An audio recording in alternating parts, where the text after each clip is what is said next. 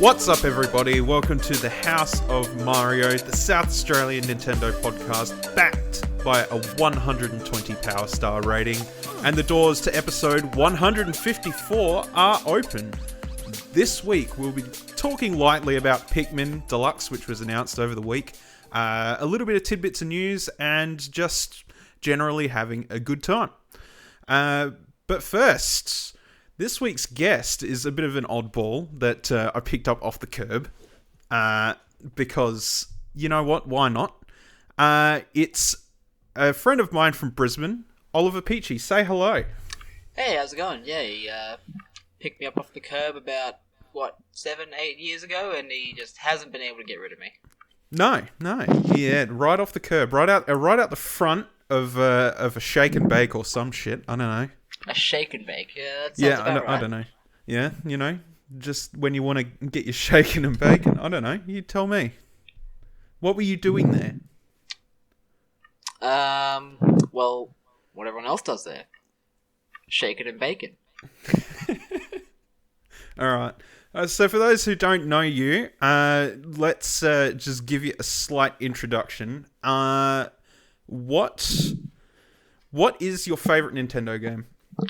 A bit of maybe some rose tinted glasses here, but one of the games I grew up on was Banjo-Kazooie, so it would probably have to be that.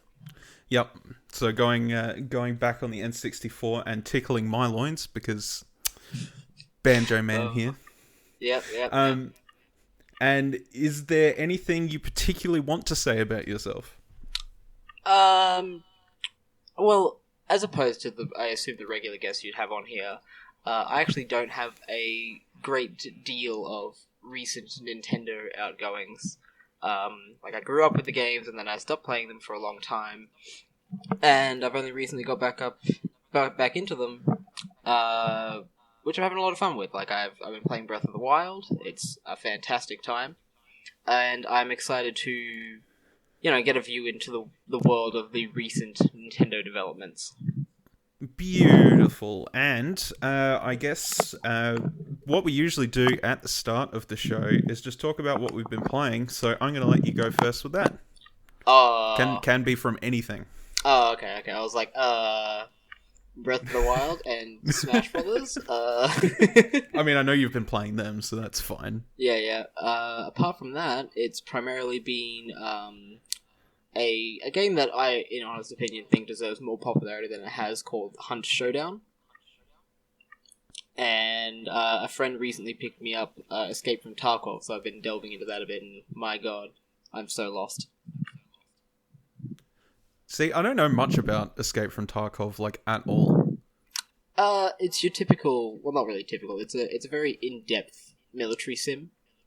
Right.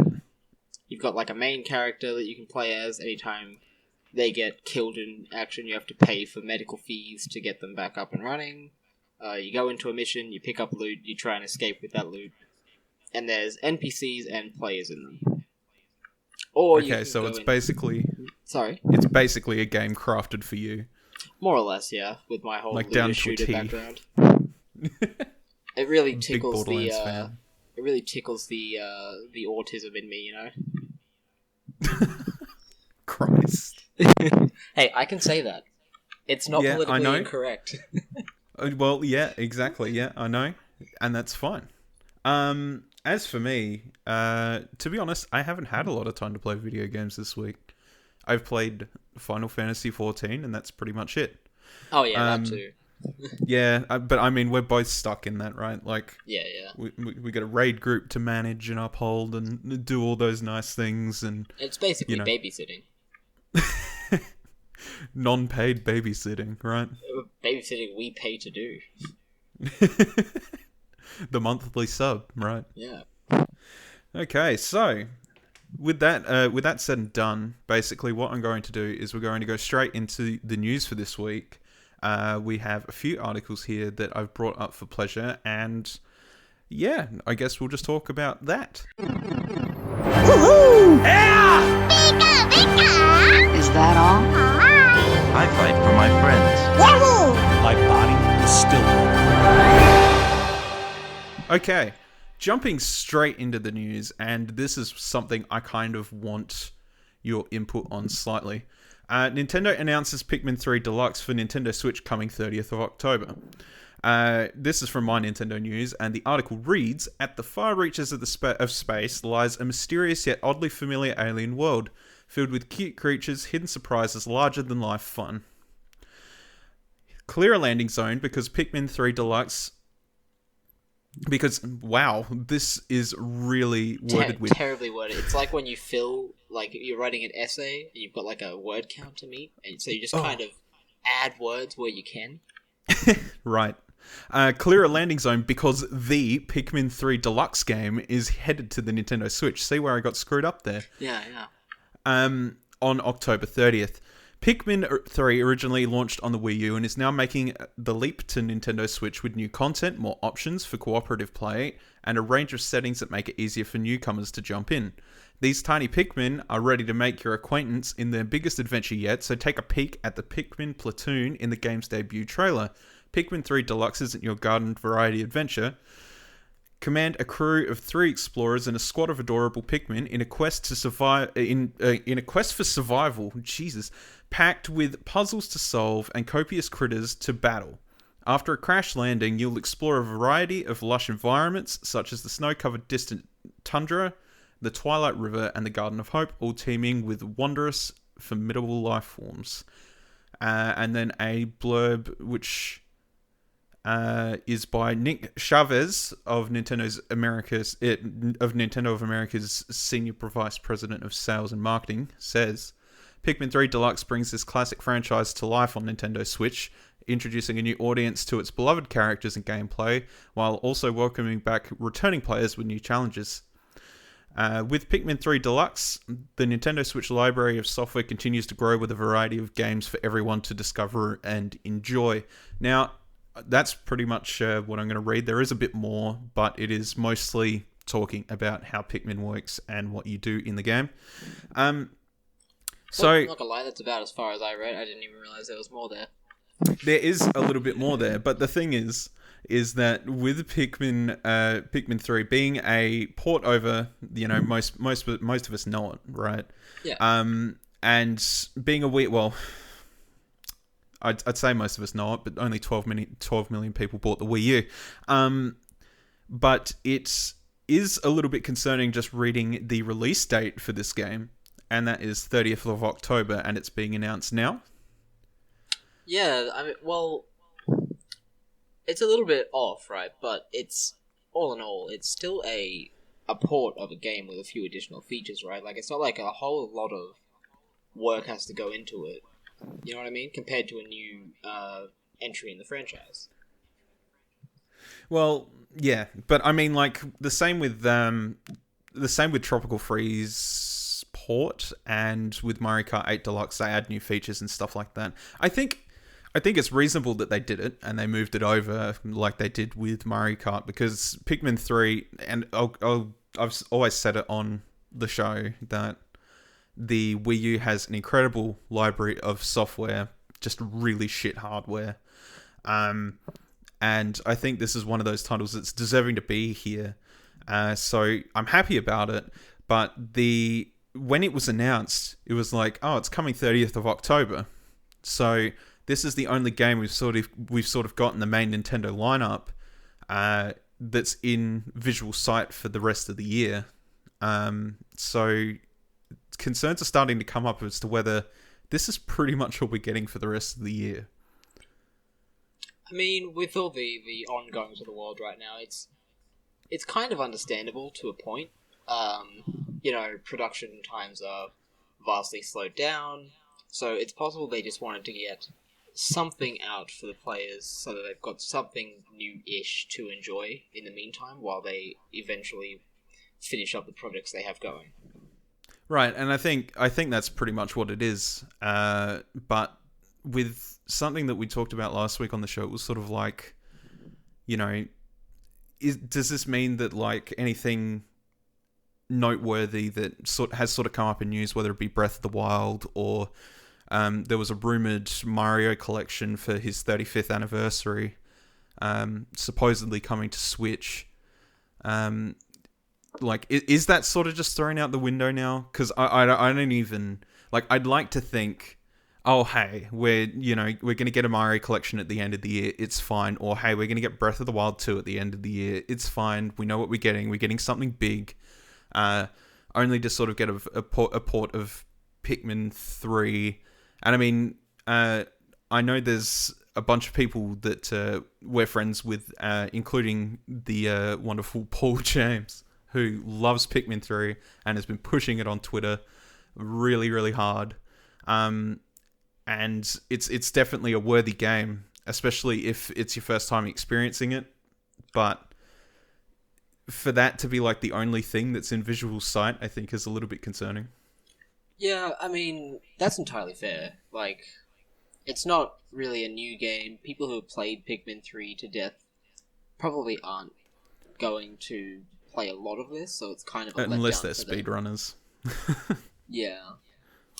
So not getting anything for the Mario anniversary, like you mentioned, is kind of a letdown for sure. You know, apart from the Origami King, but that's kind of a whole different beast, isn't it? I mean, that's if it doesn't happen yet, because the rumor was going around was that there was a collection of Mario 64, Mario Sunshine, and Mario Odyssey supposedly coming out. It's been rumored since the start of the year, but we've had absolutely no inkling as to whether that's actually the case. Yeah, I mean, that would be fantastic, because I never really got a plan to play... Like, I never really got a chance to play Sunshine properly, or Odyssey. But I plan to. Sorry, Galaxy. Oh, Did Galaxy. I say Odyssey?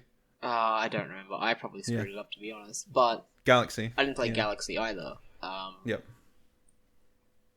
And I probably should have, but with a port of Galaxy, how would that work? Because I know Galaxy uses the point and click of the Wii for collecting stars and stuff.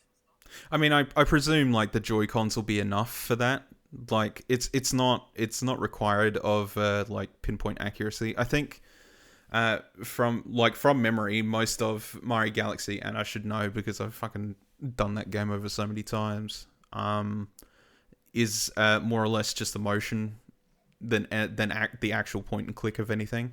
I see. So like the actual point of the motion controls in that game were more or less shaking, pointing and clicking enemies, and collecting star bits. And basically, it was 2-player, but the second player would take over the indicator that collects star bits and stuns enemies. Okay, yeah. So I mean, like, it'd work fine, I think. But the problem with that is that you'd also have to make a very, very much more traditional controller method, I think, for the game. Yeah, since like pro controllers, they'd have to replace the point and click functionality of the Wii with something, whether that be motion or just traditional button inputs.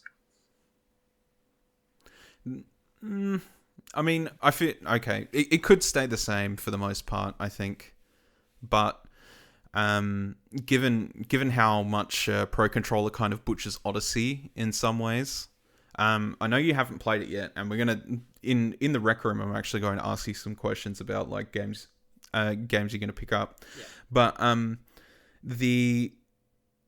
in Odyssey there is a slight issue with playing with Pro Controllers, and that is you don't get all the same motions that you would on Joy-Cons with the motion controls. Yeah, I mean, With the other thing is, like, say you play it handheld, right?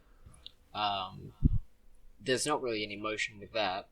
Not to mention but that does kind of fix the problem of the point and click controls, because you could use the touch screen to collect stars, for example.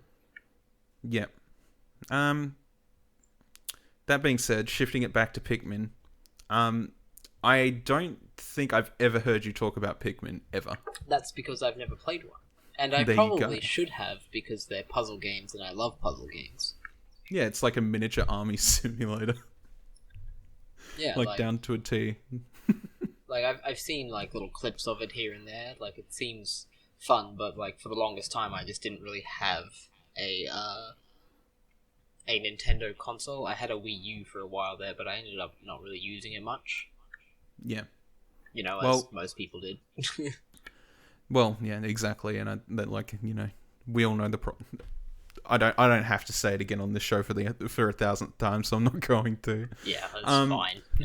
Given you've never played a Pikmin game before, would it interest you to play 3, knowing that really there's not much in terms of actual story connectivity?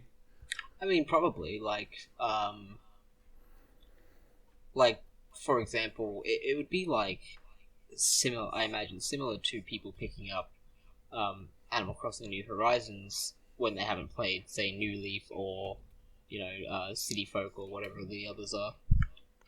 Yeah, that's true. And I mean, that's popping off right now. We've got some sales figures in here that I'm going to talk about briefly as well.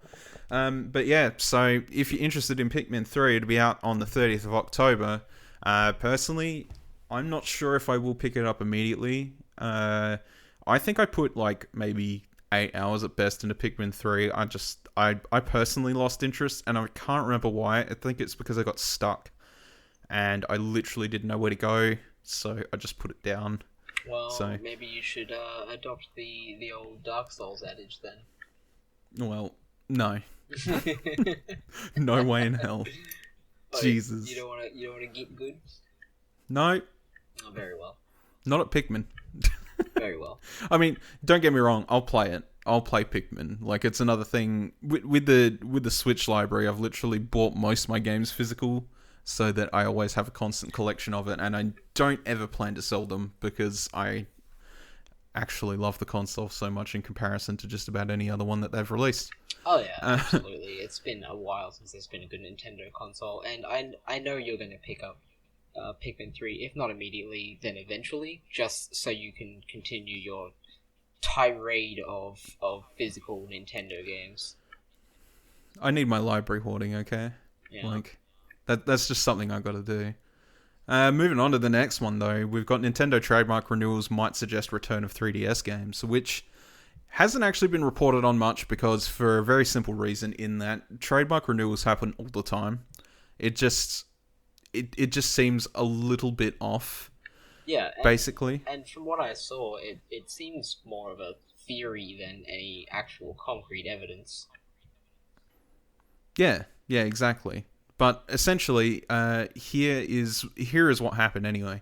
Ocarina of Time, Kid Icarus, Nintendogs Plus Cats, Steel Diver, Eternal Darkness, and Mario Sports are all trademarks that Nintendo has renewed in Australia and South Korea. All with the exception of Eternal Darkness, were franchises or games that appeared on the 3DS. Eternal Darkness Sanity's Requiem was a psychological thriller that was exclusive to GameCube. The other games made use of the 3D gimmick of the 3DS, which has not really been revisited in any meaningful way by Nintendo. Again, these renewals probably mean nothing, but it would be a missed opportunity for Nintendo not to port them to Switch if they can. This was from COG Connected. Now, it is literally just patent renewals, I think, and I don't think it really means anything. However, with Zelda's anniversary coming out next year, that's a good thing. Kid Icarus was a fantastic game for the 3DS that never got a sequel. And then Nintendo's Plus Cats, I feel like they can always dip into the market thanks to Animal Crossing. I feel like the slice of life gaming thing has obviously proved to be very effective on the Switch. Absolutely.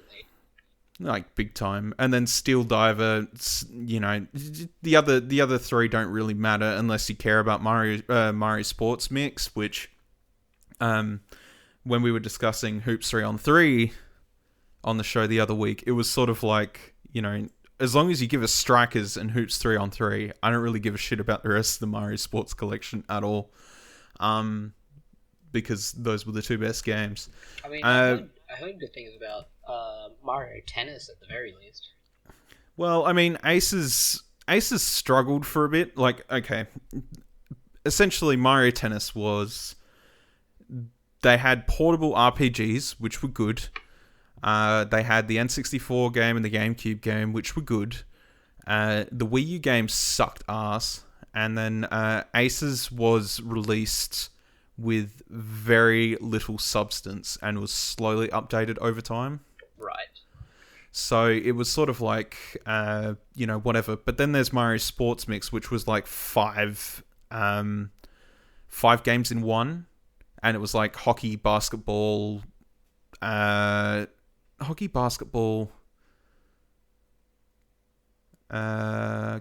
I can't even remember now. But it was released on Wii. And then Sports Mix 2 was released on 3DS, I think. And like, they basically had really it was really watered down sports games, which, going back in Nintendo's library, you looked at their sports titles like golf or tennis, or they had Hoops 3-on-3, which was actually made by Square Enix and was really good. And Mario Strikers and Mario Strikers Charge, which were really good soccer games. And then, they just started doing Sports Mix instead of doing those titles, and it really watered down the experience. Strikers Charged on Wii was probably one of the most fun sports games ever created, honestly. I mean, yeah, like, I'm not a big fan of sports or even racing games. They never really caught my attention, apart from, like, a select few, right? Mario Kart being an obvious one, just because it's, fun. And I mean, the other that's... continue. Good. That's where the appeal was, though, is the same sort of way as Mario Kart. Yeah. Right? But for sports. The other one that got my attention when I was a kid was an old 2000s dirt bike racing game called Freak Style. FREE, mind you. Oh my god.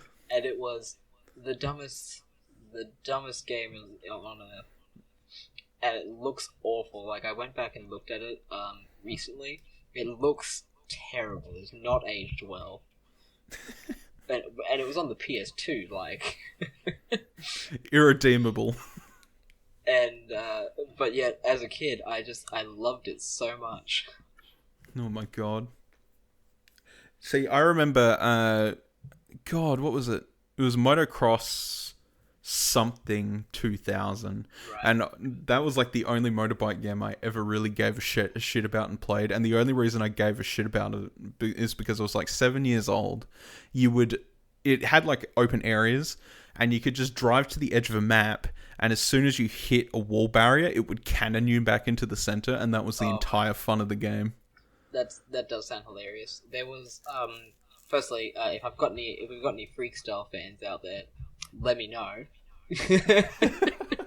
Jesus. And secondly, that also reminds me, there was when I was even younger, there was a game, you drove around in cars, and your whole objective was to just destroy each other. Like, your cars had, like, turbo boosts and weapons and stuff.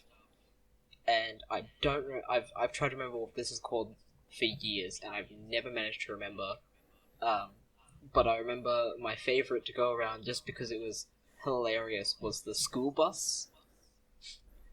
Oh. So I just drive around in the school bus, and, like, ram and try and destroy, like, my brothers and sisters in this stupid little game. It sounds familiar. I think that's the worst part of it, is it sounds familiar. I'm sorry, I've done this to you. Yeah. Now you have be this thinking scourge about it upon you night. as well. God damn it. Why did I bring you on this show? Look, you asked for this.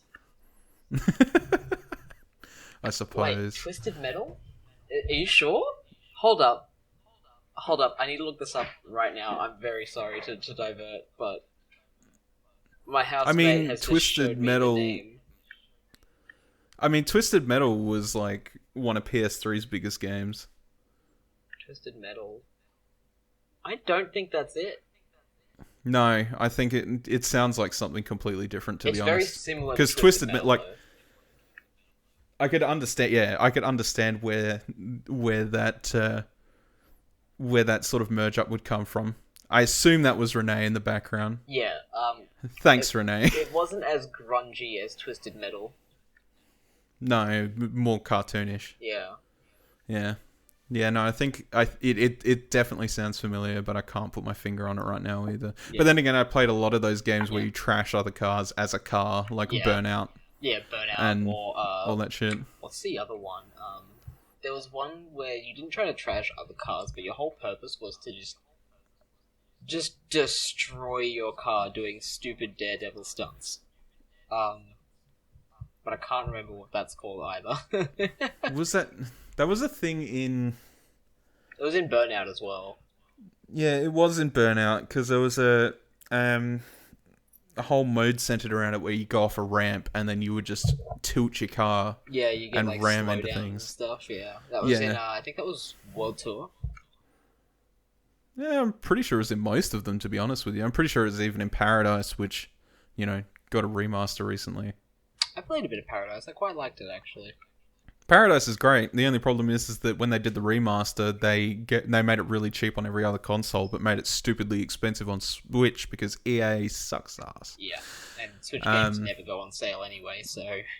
Well, that's why they do it, and they wonder why they don't sell anything on Switch, Yeah, anyway... Again, another subject. We should probably get back to the topic at hand.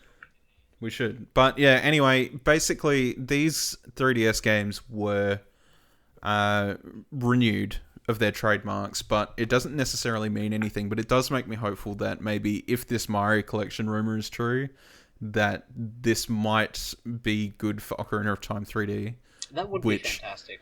Which is pretty much the only reason I put this article here, if I'm honest with you. I mean, I neglected to mention, but Ocarina of Time is one of the other Nintendo games I kind of grew up on. And I know it's a really good game. I know it's got like a mark on it for being what's the term I'm looking for? Blast. Come on, it's got to come to your head. It will. I had the word like 20 seconds ago. And as I was saying the sentence, it's just noped out.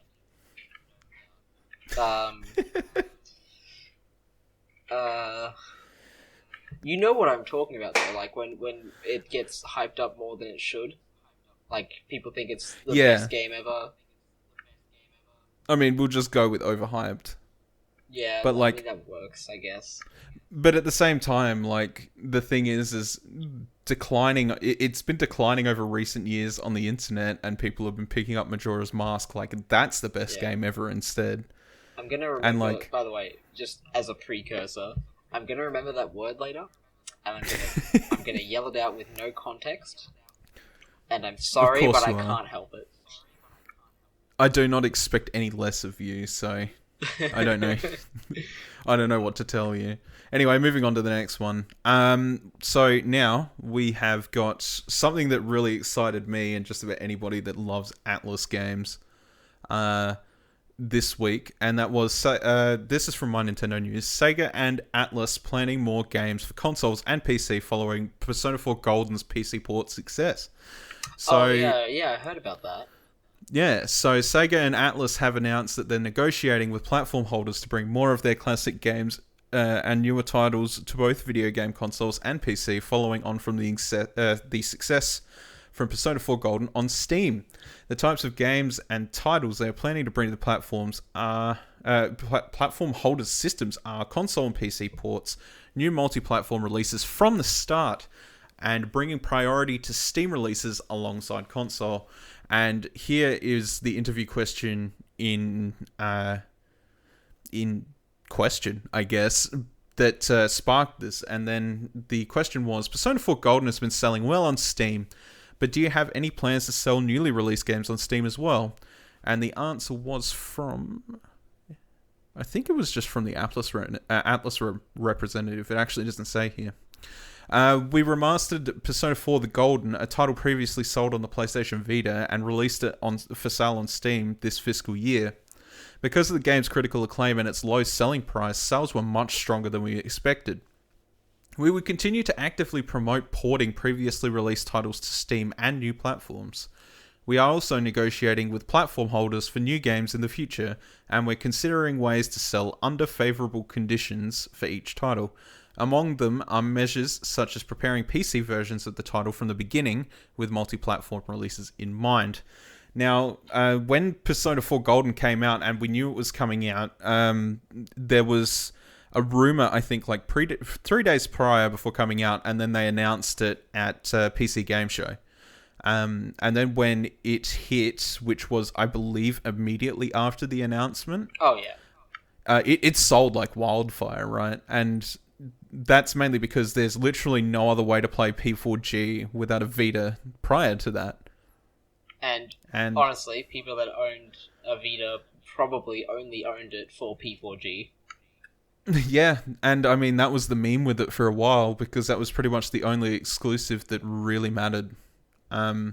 Because it was such a huge upgrade to the base game, much like most, Persona titles are sort of going with Persona 3 Fez, Persona 4 Golden, Persona 5 Royal, and being what is in most most Persona fans' eyes, I guess, is the best game out of pretty much all of them. Even with Royal gone past and everything, it just sold like wildfire, knowing that it was only $30. It was an enhanced port to PC. It worked with controllers, yada yada yada. It blew up, and I'm really glad to see that this is sort of happening, because really RPGs are great pick up put down tools for a console like the Switch, but they're also very lacking on Steam in quality. Yeah, at least I personally think so.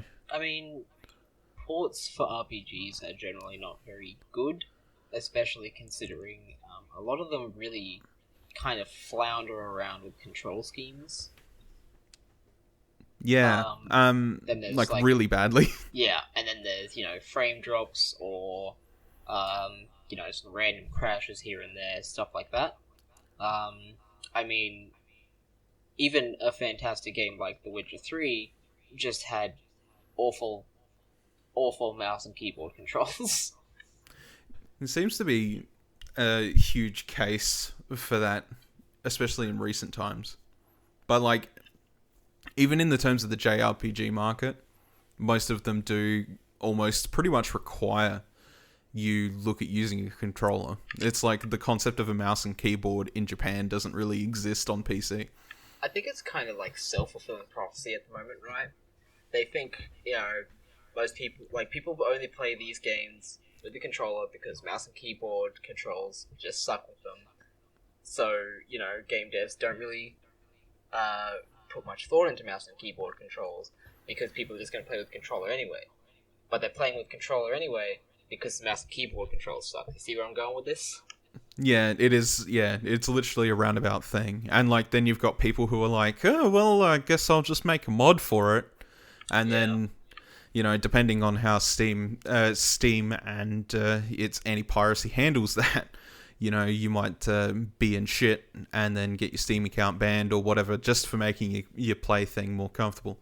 But, however, did you buy Golden on PC? Oh, yeah. Golden was a fantastic opportunity for someone like myself who hadn't played a Persona game before 5 to go and revisit those older renditions of it. Right. And do you find the controls on that jarring? Because I think they're perfectly fine. They seem fine. Like, I play it, the mouse and keyboard controls are fine. I personally still play it with a controller just because, simplicity reasons. Yeah, simplicity reasons, and it's one of those games I just kind of want to sit back and play. Yeah, which is fair enough. Which is easy to do with a controller. Like, you ever try and, sit back, lax back in your chair on a mouse and keyboard? It's very uncomfortable. No, yeah, you look like the guy from the World of Warcraft episode of South Park. Oh, dear. Oh, no. I don't like that. I mean, that's exactly what you'd look like, right? Yeah. You got Dorito dust on your shirt there. Or that, the current meme going around with I think it's Coraline's dad, on the computer, just like dead-eyed, just staring at the computer, just lazily slapping things. I love that meme. Oh, it's so good. I haven't even watched Coraline. Oh, it's a great movie. I think you'd like it. Yeah, I've heard it's really good, but I've just never watch gotten around it to with it. the kids until they get a bit older. Because I've seen some of the shit that would give you existential nightmares, so I understand that comment. Yeah. But I mean, it's great news overall. A lot of people have been clamoring for a long time for Persona to sort of move on to different bases, especially considering that Q and Q2 were 3DS exclusive titles, and they were technically Persona games. Yeah, that mashed the worlds. Yeah. Yeah, and I personally, because I don't have a PlayStation right now, I would love, I know what happened for a while, but I would love to see Royal come to PC or Switch eventually. That would be fantastic, but I know it's a recent game, so, you know, the people at Sony are going to hold on to that exclusive for as long as they can. I think they'll let go of it eventually, but the other thing that's sort of promising on top of that is Scramble is on Switch. Yes. Which, I mean, you know, people, when they said they had like an announcement and people were like, oh my god, S, it stands for Switch. It's like, no, it's Scramble. And people were like, oh. But then they were like, it's coming to Switch, and people were like, Yay. kind of a victory. Yay. And I mean, from what I've heard, it's fine. It's a Muso game by Koei Tecmo. I have to fucking always remember which way it goes. I mean, it will come eventually. I just think, you know, Sony's going to want to hold on to that for a while because it baits people like myself into buying a console that they play one game on. Yeah, much like the recent Avengers news. Yeah. From Crystal Dynamics, where they were like, "Oh yeah, Spider-Man's exclusive to PS."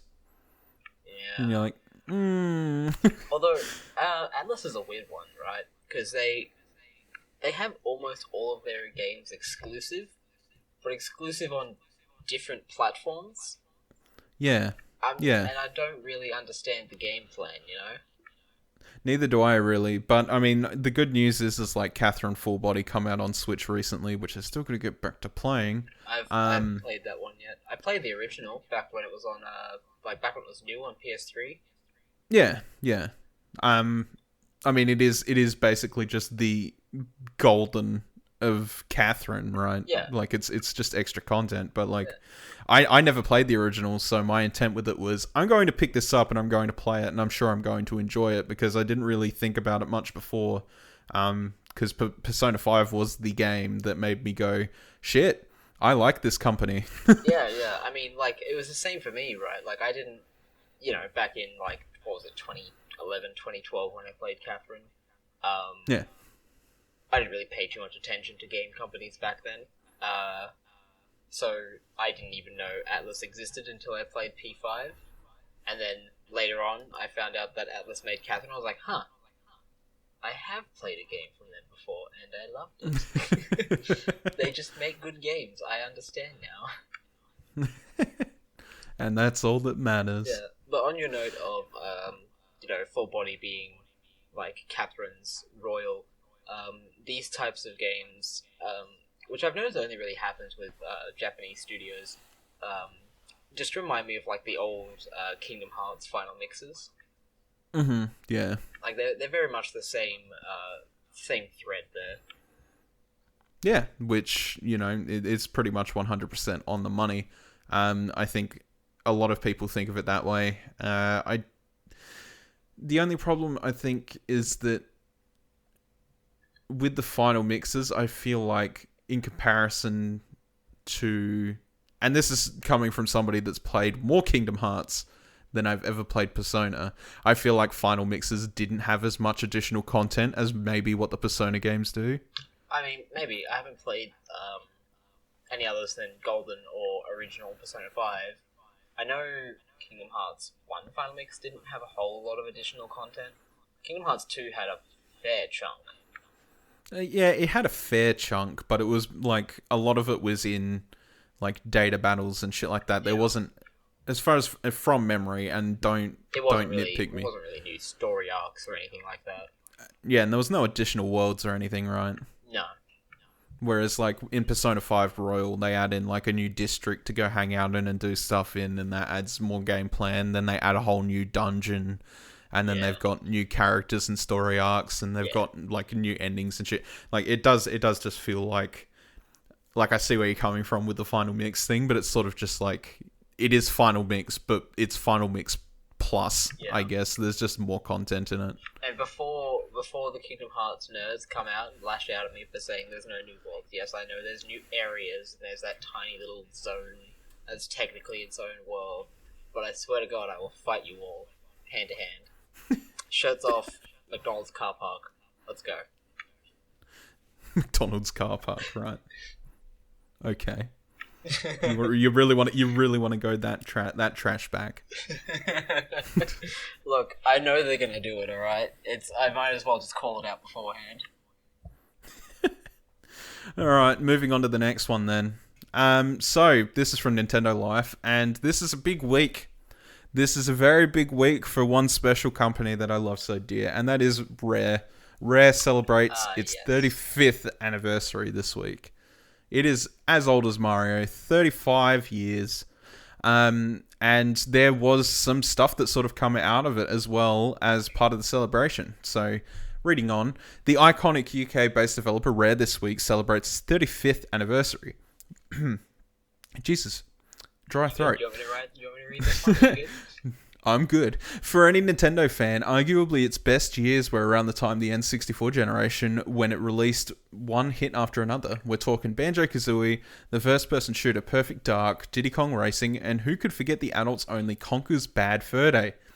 To mark this special occasion, it released a bunch of merch on its official online store, including 35% off everything until this Sunday, and special soundtracks including a 35th anniversary collection and a Snake, Rattle and Roll vinyl soundtrack. And as by the tweet by Rare, 35 tracks, big hitters and hidden gems, vibrant cover art, share in the anniversary love with a trip through a chronology of Rare tunes. The 35th anniversary collection by Rare, All Stars, is available to stream for free from your platform of choice now. Seek it out and enjoy. And that's available on Spotify, Amazon, YouTube Music, Apple Music, Deezer, Tidal, TikTok. And then... TikTok, really? Interesting. Yeah, which is, you know, in a state of disarray. To say the least. in the US at the moment, but we won't go there. So, I guess... question based on the fact that they've released a whole album. What's the first song that sticks to you from a Rare game? Well, the Banjo-Kazooie theme, obviously. Like, well, obviously, but like, I don't know what you want from me there. is there a particular world theme or something? A particular world theme would probably be the I don't remember what it was called, but the Haunted Mansion. Oh God, I'm a big Jesus. lover of all things spooky. Which reminds me, who is that skeleton man with the bone drumsticks and the gem eyes? Because he's a funky guy. I'm looking at that picture right now. I'm trying to see what you're talking about. He's on the there. Viva Pinata. Yeah, I gotcha. I don't even know. Like, who is that man? I honestly don't know. That's completely thrown me off. I can put out most of them there. You've got Cameo, Conker, Banjo, Viva Pinata. Oh wait, is that Cameo on the top left? I think so, yeah. That's what it looks like. I forgot It would have to be, right? I forgot about Cameo. I loved that game. It'd have to be Cameo, right? Like, that's the only thing that's sort of like in that more tribal aesthetic done by Rare. Yeah. And then you've got 3 there that I can't 100% identify. You've got the Skelebro, the dude in the party hat, And then there's a robot in the corner, which I think is supposed to be something from...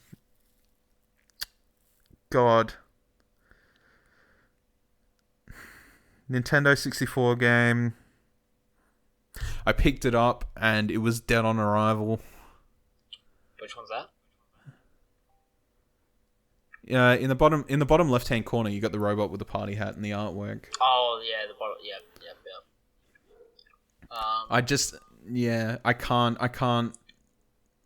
I can't nail down the name, unfortunately. Yeah, I couldn't tell you. I keep thinking back to Jet Set Radio, but it's not. Jet Set Radio. It's definitely not. But it is something along the lines of that. God, I can't remember. I could just. You know what? Let's have a quick peek. Right. You can go and quietly Google that for a minute, but I think if there's anything that sort of harkens back to the soundtrack of Banjo-Kazooie, if anything, is probably Rusty Bucket Bay. Rusty Bucket Bay is definitely one, or just Grunty's Revenge. Yeah. I just think of the trombone. Like, I love that soundtrack to death, and I hope that I haven't been to it yet. Actually, whether I have a look at it now, which I should be able to, right? Because Spotify's available on all devices. Yes. So let's have a look and see what tracks are actually available. Rare Anniversary Collection. No, not rate. Jesus. I hate autocorrect on phones.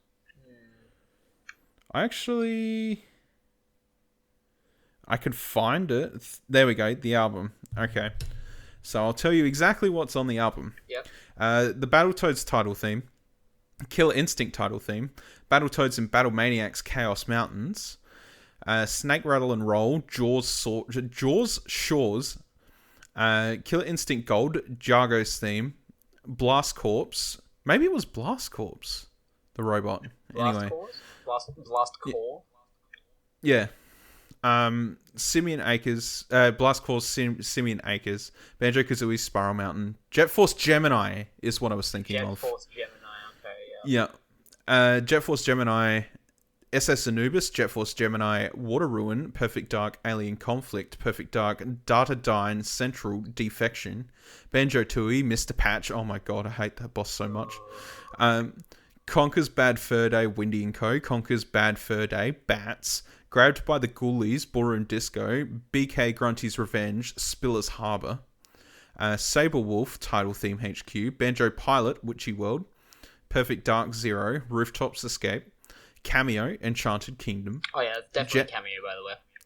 Yeah, it's definitely Cameo. Had to be. Jetpack Refueled, title theme. Viva Pinata, Oven Fresh Day. BK Nuts and Bolts, Testing Times. Viva Pinata, Pocket Paradise. Costalot's Shore. Viva Pinata, Trouble in Paradise, Bedtime Story. Connect Sports, Eyes on the Prize. Connect Sports Season 2, Take It Back. Connect Sports Rivals, Team Spirit. Sea of Thieves, Maiden Voyage. Sea of Thieves, Beclaimed. Bonus 1, Ultimate Medley. Bonus 2, 8-Bit Medley. Bonus 3, Rare Replay. Bonus 4, We Shall Sail Together. Bonus 5, It's a Rare Shanty. So those were all the songs on the list. Look, okay. So there's a couple things I want to bring up, right? Firstly, before we get yelled at, it was not Jet Force Gemini you were thinking about for the robot. It was Jetpack Refueled, or just Jetpack. I assume there's an original that isn't refueled, because that's usually a sequel title. Yeah, and I mean, there was a Jetpack Refueled song in that list. Oh yeah, so there it is, Jetpack, yeah. Yep. Couple things I do want to bring up though, right? I noticed there's no Donkey Kong songs on there. I assume that's because maybe they don't have the rights anymore.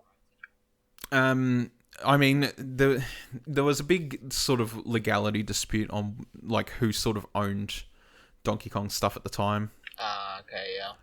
So it was sort of like always bouncing, and I mean, eventually they sort of gave up the goat and let us have Donkey Kong 64 back and Donkey Kong Country back on Nintendo consoles. But because it was also a Rare-made game, it was like a legal weird thing for a long time. Yeah. Okay. And I assume that's why it's not there. No GoldenEye? Come on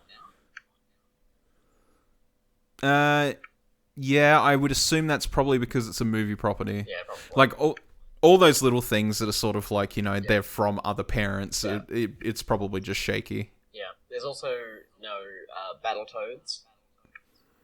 Yeah, no, there was. Oh, there was Battletoads? I must have just missed it. My mistake. Right at the start, I think there was like 2 Battletoads songs. And, Yeah. Where's my Grabbed by the Ghoulies? Yeah.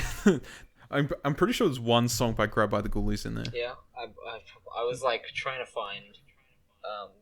Yeah, you were trying to find things. I was trying to find Mr. Bone Man, but I couldn't find him. I never played Grab by the Ghoulies, so I have no. Wait, maybe he's from Grab by the Ghoulies. What am I thinking? It's a Bone Man. I couldn't find the Bone Man. He's the Bone Man. He's literally a ghoul. We're not. God damn it! I have never once claimed to be a smart man. No, I mean neither did I. But anyway, regardless, that is on Spotify. It's called the Rare All Stars and a Rare Anniversary Collection. So you can go and check that out on Spotify, Amazon, YouTube Music, Apple Music, Deezer, Tidal, and TikTok. And if you want to listen to some good tunes, especially by one of my favorite composers ever, Grant Kirkhope, you can go ahead and look at that. I can't believe you didn't wherever call you go. them. I can't believe you didn't call them Rare Jams. Stop. Again, regret. Anyway. Because jams sounds like gems. Haha, you're very funny. Anyway, moving on. So I think we talked about it last week, but Animal Crossing has just absolutely smashed the charts worldwide, right? Oh yeah, they're huge. It's the second best selling game on Switch, above Smash Bros, which it overtook the record from, and it's very quickly heading to overtake Mario Kart 8 Deluxe. I think it's like maybe 4 million copies off, and it's only been out 6 months, not even. I think 5. Yeah, I think from memory, the only game it's behind in Japan was Pokemon Red, Blue, and Green, Red, Blue, Yellow. That is correct, and that's what we're about to get into. Japan, Animal Crossing: New Horizons is the second best-selling game of all time in Japan. Yeah, so that's ridiculous. We have here, it says, Animal Crossing: New Horizons has been a huge success for Nintendo, and put things into perspective, it has been revealed that it is actually the second best-selling game in Japan of all time after the beloved Pokemon Red, Pokemon Green, and Pokemon Blue on the classic Game Boy. And then here's the look at the top best-selling games of all time in Japan. So at number 1, we've got Red, Green, and Blue at 10 million. Animal Crossing: New Horizons at 7.5 million. Pokemon Gold and Silver at 7.1 million. So it's actually outsold the sequels. Super Mario Bros. On the Famicom at 6.8 million. Number 5, New Super Mario Bros. DS at 6.4 million. Number 6, Diamond Pearl DS, 5.8 million. Animal Crossing New Leaf 3DS at 5.8 million. Pokemon Black and White DS at 5.5 million. Pokemon Ruby Sapphire at 5.4 million. And lastly, number 10, which is where we're going to end it, Animal Crossing Wild World DS at 5.3 million. So it's outsold both New Leaf and Wild World in 5 months in Japan. So that's one thing. And it's also almost topped the charts in only 5 months in Japan. Yeah, it's honestly, I expected it to be successful, right? But it's honestly just kind of ridiculous. Well, I mean, it really picked up hype at the right time, I think. Considering that everything that is happening in the world, building up something like that and just being creative and having, them... while they're not real, actual interactions, but, seeing little personalities come at you at the screen is, refreshing in a time of, emergency and stuff like that. And I think, a lot of people are just I need that in my life. I need cute things in my life, not disasters. Yeah, so, I mean, look, I fell for the same thing. I heard, because I used to play New Leaf a lot with a couple friends of mine. So I heard, Animal Crossing New Horizons was coming out, and I was hyped for it, but didn't have a Switch. I didn't really plan on getting one just for New Horizons. But then, all of this happened and we stopped being able to see people constantly, and I was like, I need something to do. Yeah. So I just went out and I bought a Switch and Animal Crossing, maybe a few days after it came out. And Smash. Don't forget Smash. Well, I didn't get Smash until later when I was able to pick up a proper Switch, because when I got Animal Crossing, I had to get a Switch Lite because they didn't have the regular ones in stock. Yeah, because it was the massive tech buyout. Yeah. How long was the wait? I can't even remember. I didn't order one because I didn't have the money. But I didn't order one until about must have been like a month and a half, and then I didn't get it for another 2 weeks. Jesus. Yeah. Because I remember that, in the US, there were people just buying literal tons of them. And then, if you looked on Amazon here, you would find regular Switches selling for about $800. People scalping just regular Switches to sell. Yeah, and I mean, so EB could give you a rough estimate on how long it would take them to get some in. JB Hi-Fi couldn't even give you that. That's how bad it was. Wow. Jesus. See, I'm glad I didn't have to deal with that at the time myself. So, I guess that helps. But, yeah, just hearing that is a bit of a horror story, really, because, it felt like that there was always Switches in stock. You know what's worse, right? My housemates, they wanted to buy some kitchen scales. Mm-hmm. We found none anywhere near us for a week. Jesus. Kitchen scales.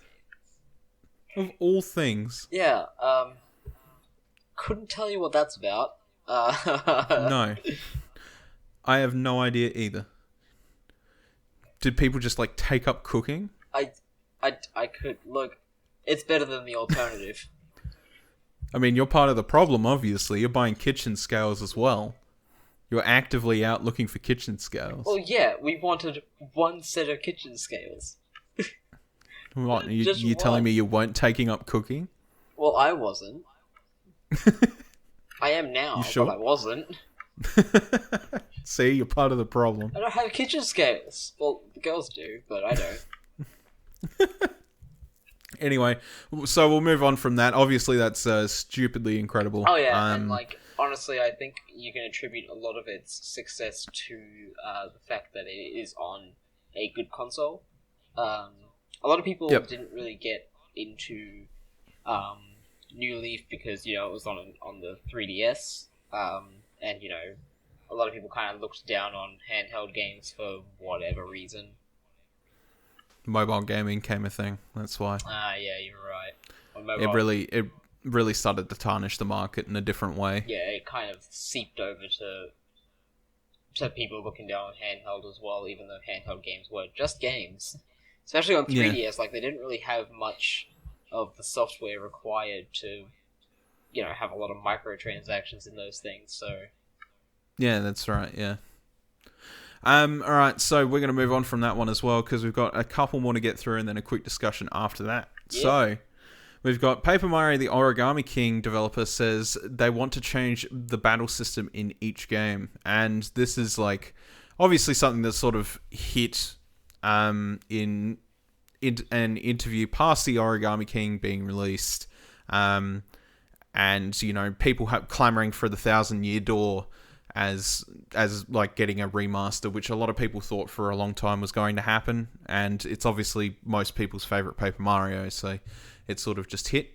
Anyway, so this comes from My Nintendo News as well. German video gaming site PC Gamers have had the opportunity to chat with Nintendo's very own Kennosuke Tanabe, who is the producer behind the recently released Paper Mario and the Origami King on the Nintendo Switch system. Tanabe told the publication that the team wishes to make innovations in each entry of the Paper Mario series, and one of the things that the team has been tasked with is to change the combat system in each game to continuously give the series a fresh feel.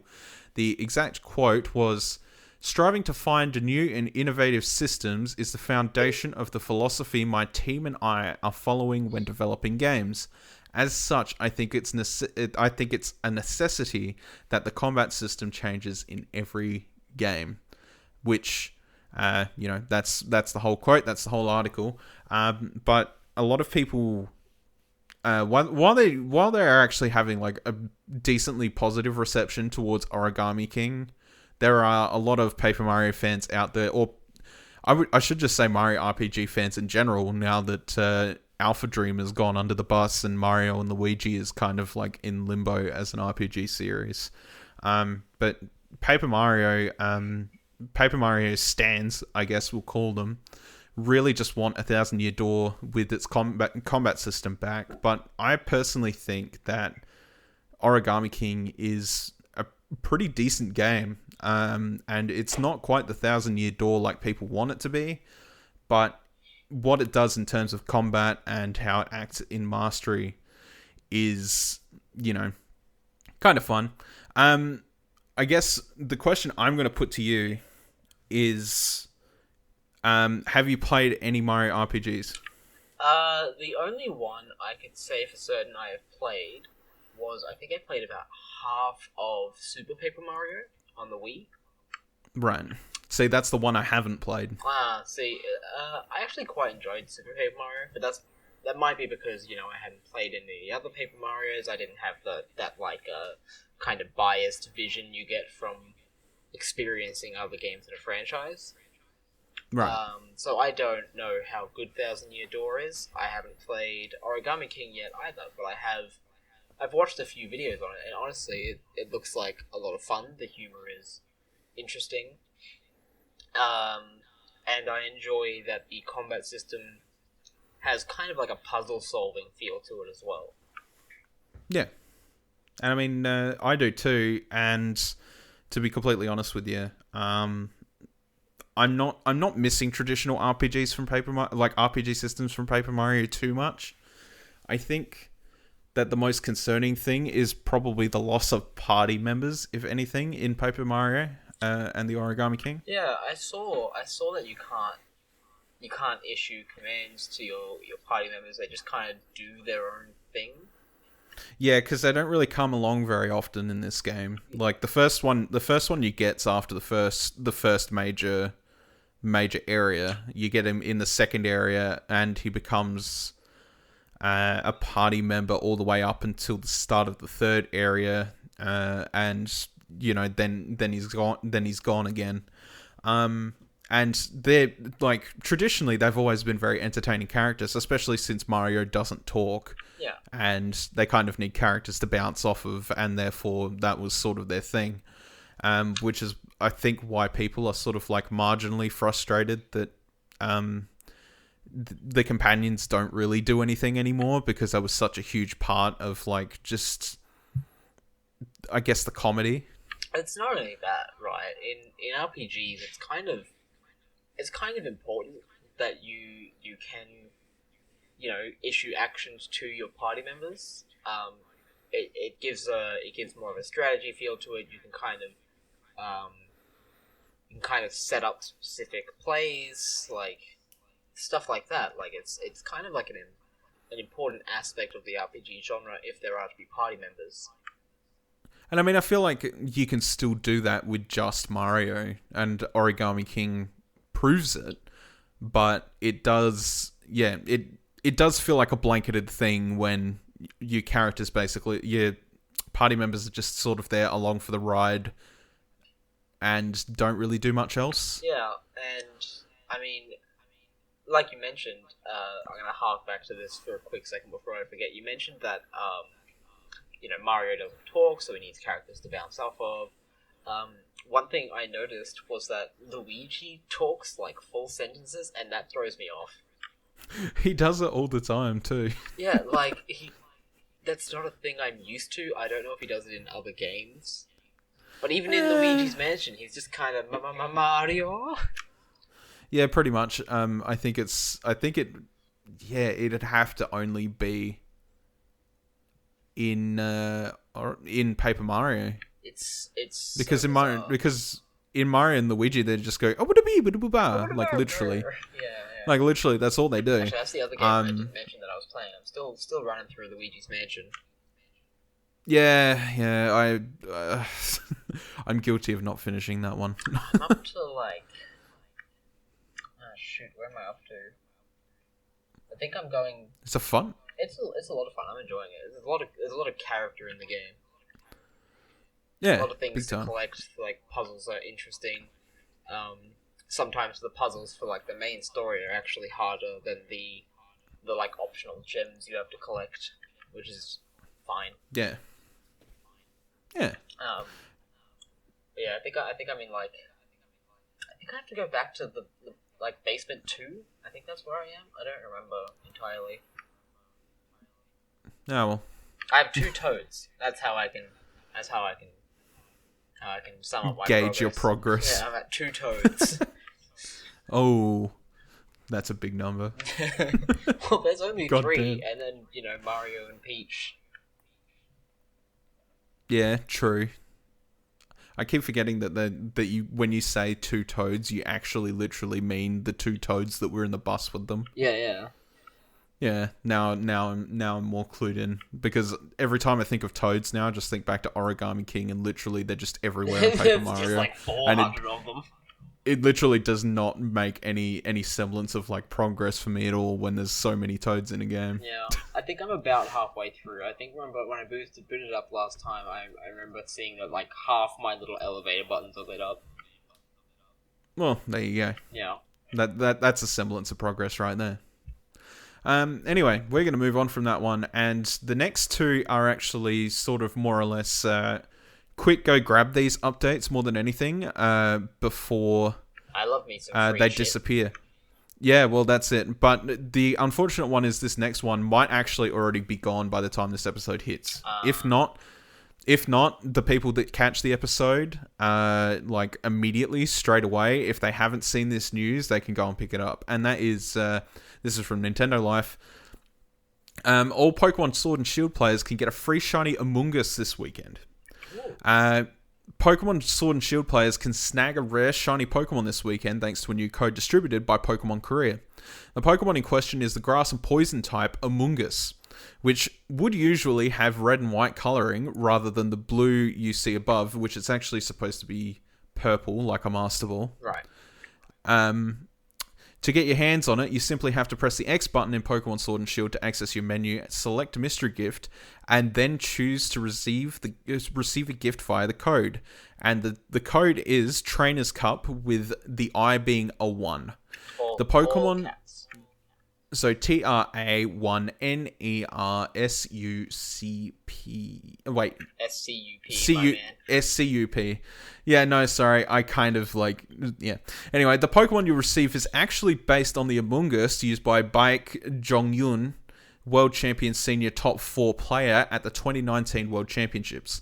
It's level 15, knows Clear Smog, Spore, Protect, and Rage Powder, and has very strong overall IVs. Despite being a Korean giveaway, the code can be used worldwide, and it's only available from until 14:59 UTC on the 10th of August. However, Which is so make sure 12:59 AM for us. Well, for me. Is it? For me. Well, there you go. I might have to log on and do that real quick then. Yeah. Because I forgot. I haven't done it. But yeah, it's a Well- free shiny Among Us based on the World Champion Senior Top 4. Yeah. Yeah. I don't know if that's this doesn't really tell me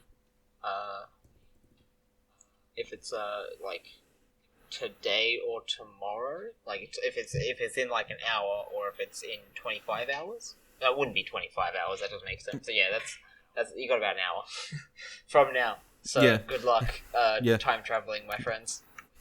Yeah, exactly. Yeah, you're going to time travel all the way back. But yeah, anyway, yeah, by the time this episode goes out, most people will have missed it, which sucks, but it was available to everyone.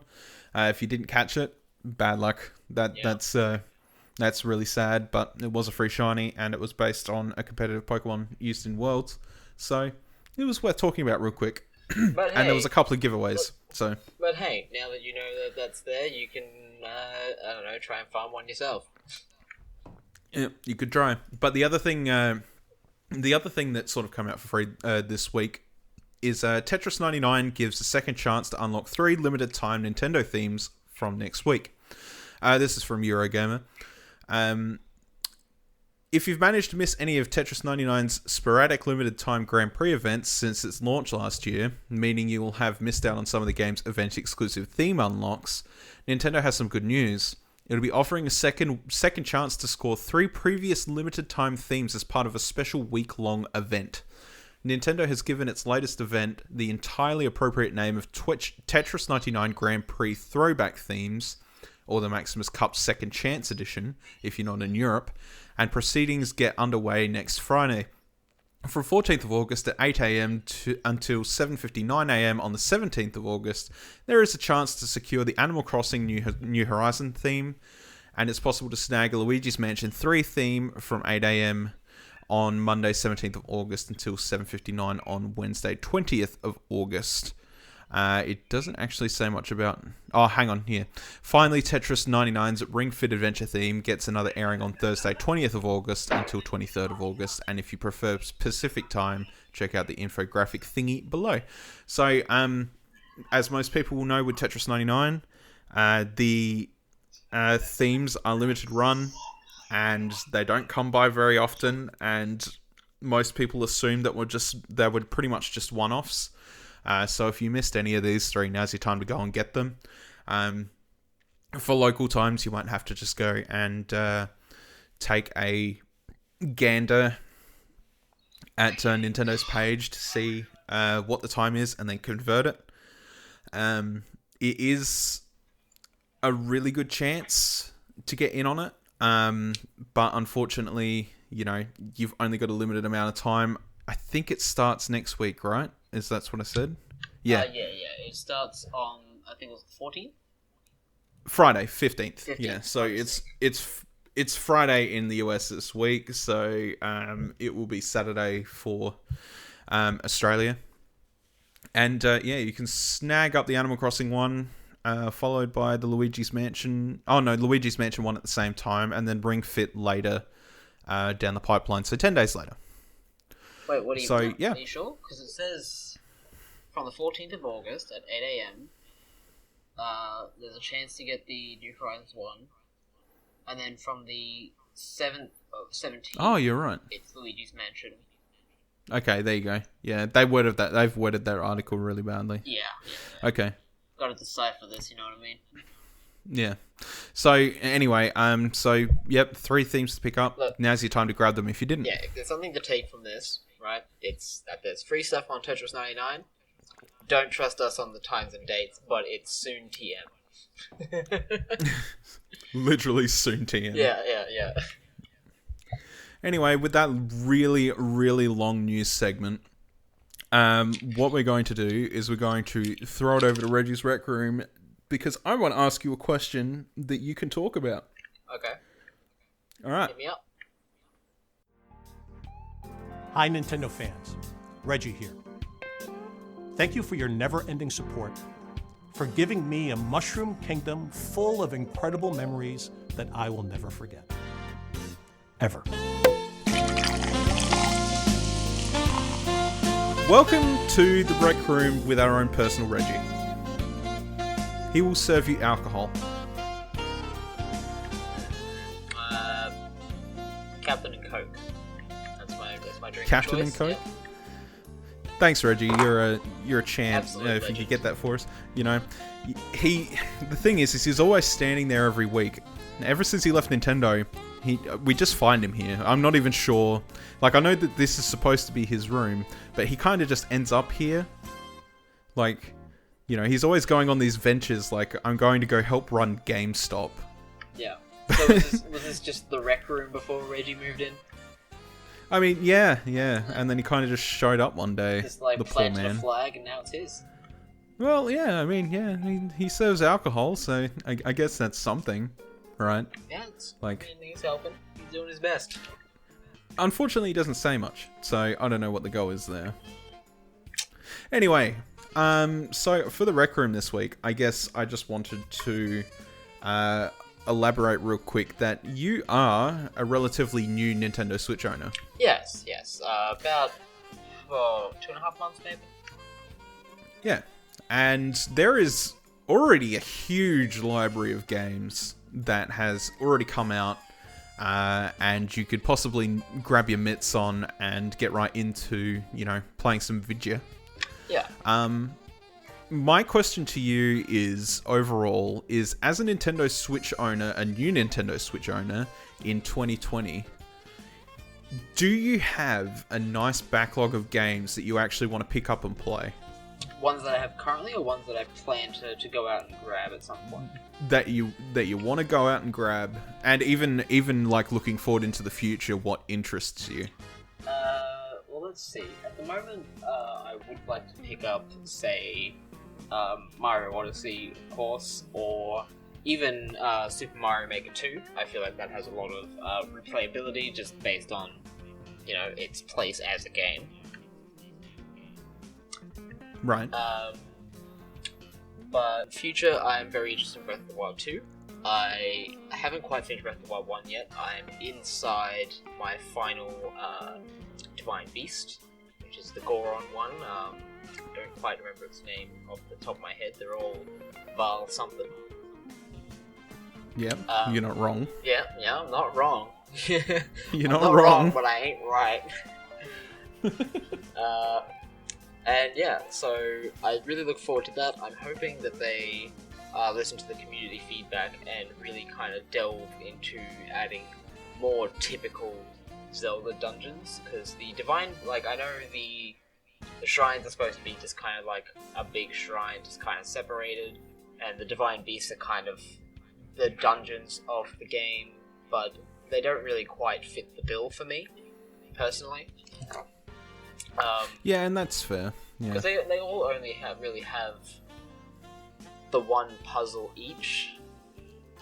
Like, even the Divine Beasts are just the one puzzle that you just have to kind of finagle with repeatedly.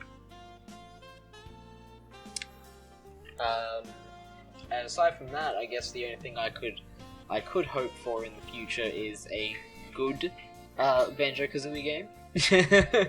None of that nuts and bolts going on. I'm kind of hoping that any partnerships that come through with Microsoft after their big buddy moment of 2019, or is it 2018? I can't even remember. I'm pretty sure it was 2019. Yeah. I hope that we get some of that stuff that just really needs to be there. Yeah, and I mean, I think there's a good chance for it too, because it's a great time for it. What with the the remasters of Crash Bandicoot, Spyro, and the new Crash Bandicoot game coming out. I think it's a fantastic time to delve into making proper remasters of games, not HD texture updates, and then moving forward with that depending on how the sales go. Do you see the Switch as a good opportunity to pick up those collection games and sort of just have them handy, like the Insane Trilogy and all that? Oh, absolutely. Like Spyro or Crash would be absolutely great games to be able to play, if you've got to, get a train somewhere, or if you're, going for a road trip, stuff like that. They'd be fantastic games to just be able to have on hand to kind of fill some time.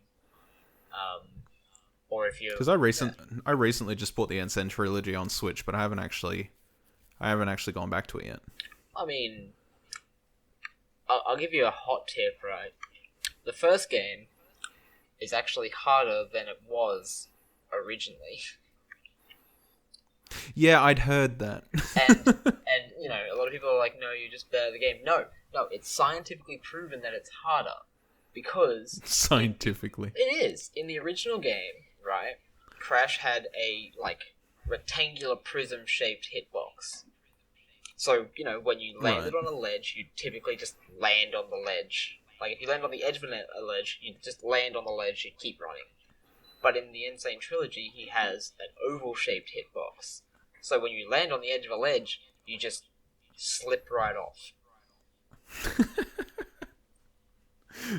Things I did not know. Yeah. So, for example, the big, long bridge levels have near pixel-perfect jumps you have to make because they haven't compensated the levels for the change in hitbox. God damn. No, I legitimately did not know that. Yeah, there you go. Well, there you go. That's absolutely news to me. Yeah, well, here's another piece of news for you. You can run along the ropes if you jump perfect enough. In what was it called? On the bridge levels on the first level, on the first game, yeah. Oh, you can jump up on the right. ropes and just run along those. Well, there you go. Is that like addressed in Trilogy, or is it still I possible? did it in Trilogy because I couldn't make the pixel perfect jumps. Well, there you go. They might have patched it out. Who knows? Probably not. They probably just left it in there for shits and giggles. I can't imagine them doing too much work to those games. Probably not. No. But... Like the Spyro trilogy's nice and everything, but I don't think they'd ever patch anything that's like beyond. Yeah. You know, minor fixes. Which is another point I'd like to make is I'm really depressed. I shouldn't say depressed, but you know what I mean. Really sad that the new Crash game, It's About Time, isn't coming to like PC or Switch right off the bat. Yeah, but that's right off the bat, right? Like I'm pretty sure they're still coming. Oh, probably. Like they wouldn't port the collections to Switch and PC if they didn't plan on putting them there, you know. I mean, it's Activision. Yeah, and like that's just me. Like I don't have an Xbox or a PlayStation, so like I only have my Switch and my computer. So yeah, anything that's exclusive to those consoles, I can't touch. Okay. Well, on top of that, I guess the last question I will give to you for the Rec Room is probably: is there things that you want changed about the Switch and things you don't want changed about it going forward? You know my gripe with this. This is a loaded question. Of course it's a loaded question, but that's the point. The goddamn Ethernet port. Give me a damn Ethernet port. Don't make me buy a $400 something console, and then make me spend another $50 to buy an Ethernet adapter. I swear to God. Reggie, I'm talking to you, mate. Hey, he's got no power there anymore. I know. Remember? Alright, we're cool. Yeah, he serves you the drinks. He doesn't do anything else with it. What else? I think the main other issue I know of is I heard a lot of people have problem with Joy-Con drifting, and that's something that should be addressed in future, because you can't have the main, draw to your console be have such a short lifespan before you have to replace them for $120. I mean, realistically, it needs to be addressed now because unfortunately, Joy-Con drift even happens on lights. So yeah, and it's real concerning. Yeah, and you can't just swap those out on a light. Like you'd have to send it out for repairs or get a new light. Yeah, you do, and like there's no way around it whatsoever. Yeah, I've heard even the rare cases of it starting to happen on Pro controllers. Really? Yeah, a couple here and there, not as bad as the Joy-Cons. I mean, I've had controller issues with other, I guess other boxes like the Xbox's controller with its like a really weird clicky joystick that like when you rotate it, you can feel that. And then yeah, I remember that. And then PlayStation 4, I've always had like, well, not always had, but I've had a couple of controllers where the trigger hinges have broken. Yeah. And then like for them to like functionally work as a decent trigger anymore, you'd literally have to go and manually replace the actual hinge inside the trigger because they're only made of plastic, they're not metal. I miss the old days. Like here comes your boomer moment, but I miss the old days where you could just chuck PS1 controllers at a wall and they'd be fine. Right. Yeah, like those things would last years. But so far, like I haven't had any problems with my Launch Day Pro controller, so I don't know whether that's like, just I guess a launch day controller thing, like the launch day controllers are just better made, or It could also like I'm be not sure what the deal a is case there. of, the internet being dumb and buying bootlegged controllers and then complaining that they're garbage.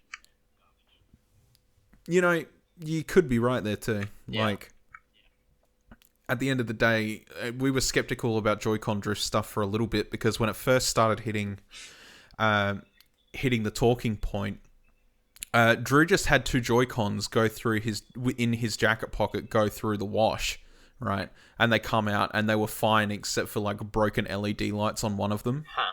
That's... Apart from that, they were fine. So we were a little bit skeptical for a bit, just like, are people mistreating their controllers and they're just complaining because they're like throwing them at a wall, but they're only flimsy controllers? But no, it actually turns out it's a very serious thing, and that really needs to be fixed up and done up. But yeah, I mean, that's why I don't really use my Joy-Cons all that much. I only really use it if I'm like going on a long train trip somewhere or something like that. I'll typically just have it plugged into my TV and use my the Pro GameCube controller I got. yeah, I mean, I've got a they're not they're micro Joy-Con replacements, but they're like a big hoary gamepad type Joy-Con things, and they're really, really, really comfortable because they're more like akin to an actual gamepad. Yeah. And because I'm a dude with big hands, like, it's sort of just it's a lot more convenient. The problem is that there's not a lot of cases that fit them, so I kind of have to like take them off when I'm done using them to put the Switch in a case and then have like them sitting in a separate pocket of my bag or something. Yeah. Actually, I have a piece of advice for that. My friend bought a She didn't buy a typical Switch case. She bought a proper DSLR camera bag. Oh, right. And that fits her Switch and all of its stuff perfectly.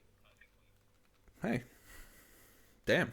I mean, I had this, this Zelda specific, this Zelda bag that was, like, specifically made for storing and carrying all your Switch shit, and it was, like, the size of, like, a mini laptop bag, but it's sort of gotten old because I bought it near launch day, and it's sort of like getting a bit worn down, and living in a house that gets quite damp, it gets a little bit of mold on it, and then you're like, yeah. So DSLR camera bags, I'll have to remember. Yeah, just have a look inside and like have a look what compartments it's got and whether it'd be suitable for carrying a Switch around. Yeah, and I mean, it'll work, surely. Yeah. If it's working for your friend, I'm sure it'll work on my end anyway. I've got a lot of shit to carry, sure, but yeah, I'll have to take a look at it rather than actually like looking at regular Switch shit, because there is literally just so many bags and stuff that doesn't fit the mark. Yeah, it's because they don't really want to make big bags for these because they're supposed to be part of their marketability is that they're mobile, pretty easy to transport things, so they don't really want to make these big bags for them because that kind of goes against that marketing point. Yeah, you're not wrong, and like I can see how that is, but at the same time, with somebody that likes to take their Switch places and plug it into a TV and like have a party friendly time, like as a family dude, like it kind of makes sense to still have those accessories around. Yeah, I mean, absolutely. Me and my friends actually, I'll have to take my Switch with me on Saturday because we're going to one of those, hire out the cinema and play your video games on the big screen type things. Oh, awesome. Yeah, it's going to be a great time. We're going to play Mario Party, we're going to play Guitar Hero 3. Oh, I miss Guitar Hero 3. Oh, it's the good stuff. Thanks for that. You're welcome. And yeah, God damn. I think there's like 8 of us going, so it comes out to about $50 each. Actually, I don't think there's 8. I think there's like 5 or 6. I don't remember exactly, but yeah, it comes out to about 57 each. You'll have to let me know about it. Oh yeah, we're taking Snapchats, boy. Good thing I'm not on Snapchat then. All right, I get to avoid you. You are on Snapchat. Anyway. I have you on Snapchat. You just never check it. Because I don't have it installed. Nah, you bastard. Yeah, exactly. All right, and I guess we'll end the show there. Thank you to everybody who's listening right now to the House of Mario episode 154. This outro is going to be stupid messy because I'm not Drew. And if you I'm could do also not Drew. He is also not Drew. If you would like to support us, you can do so by going and giving us a nice cheeky 5-star rating on your podcast platform of choice. And you can find the show on Twitter at the House of Mario. You can find Drew when, he's not here, but you can find him at iDrewby if you want to. And you can find me at IVRevan. Oliver Peachy, is there anything you want to plug at all in terms of socials? No, not particularly. There's not really any point right now until I get my stuff up and running, so... Yeah, that's very true. Right. I mean, you've got Twitch and stuff in the future, but Yeah, that all comes down to hardware. Yeah, that all comes down to upgrading my computer when I have the money. So, not any point for the moment because I have no idea when that'll be. Yeah, but otherwise you can find him in the House of Mario Discord, which that you can. You are definitely in. Anyway. Thank you, everybody, once again, for listening to the House of Mario. Thank you for having me, and also to the viewers for putting up with me. I was about to say, thank you for coming. Yeah. You definitely gave me a job, especially since, Drew was supposed to have his teeth out this week, and I never got to telling you this, so I'll briefly explain it afterwards. But Yep. long story short, it got cancelled, so he was like, all right, I'm going to take the week off anyway. And I'm like, yeah, you do you, buddy. You do this every week. It's fine. It's fine. Don't worry about it. Anyway, the doors to episode 154 are closed. This week's jukebox is a custom remix of the mission mode theme from Pikmin 3. So enjoy that, and until next time, see you later. Bye.